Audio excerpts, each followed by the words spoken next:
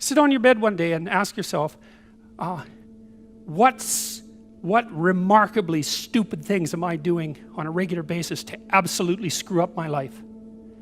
And if you actually ask that question, but you have to want to know the answer, right? Because that's actually what asking the question means. It doesn't mean just mouthing the words. It means you have to decide that you want to know. You'll figure that's out so fast it'll make your hair curl. There's no better pathway to self-realization and the ennoblement of being than to posit the highest good that you can conceive of and commit yourself to it. And then you might also ask yourself, and this is definitely worth asking, is do you really have anything better to do? And if you don't, well, why would you do anything else? If you orient yourself properly and then pay attention to what you do every day, that works.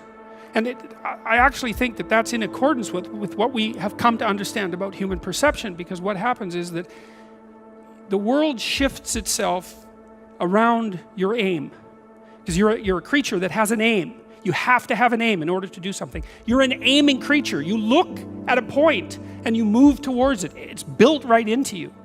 And so you have an aim. Well, let's say your aim is the highest possible aim. Well then, so that sets up the world around you. It organizes all of your perceptions. It organizes what you see and you don't see. It organizes your emotions and your motivations. So you organize yourself around that aim, and then what happens is the day manifests itself as a set of challenges and problems, and if you solve them properly, then you stay on the pathway towards that aim, and you can concentrate on the day, and so that way you get to have your cake and eat it too, because you can point into the distance, the far distance, and you can live in the day. And it seems to me that that makes every moment of the day supercharged with meaning. That's how, because if everything that you're doing every day is related to the highest possible aim that you can conceptualize, well, that's the very definition of the meaning that would sustain you in your life. Well, and then the issue is, well, back to Noah. Well, all hell's about to break loose and chaos is coming. It's like when that's happening in your life, you might want to be doing something that you regard as truly worthwhile, because that's what will keep you afloat when everything is flooded. And you don't want to wait until the flood comes to start doing that, because if your ark's half built and you don't know how to captain it, the probability is very high that you'll drown. Ask and it shall be given you, seek and ye shall find, knock and it shall be opened unto you. For everyone that asketh receiveth, and he that seeketh findeth, and to him that knocketh it shall be opened. That sounded pretty optimistic again. But again, I think it's a description of the structure of existential reality, and by which I mean, when I'm in my clinical practice and I observe, and this is also the case with my students, is, let's say people's lives aren't what they would like them to be, and so then you ask, why? Well, forget about tragedy and catastrophe, because that's self-evident, and we're not going to discuss that.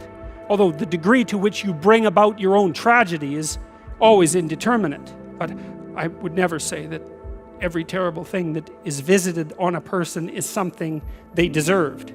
I think that that's a very dangerous presupposition, especially because everyone gets sick and everyone dies.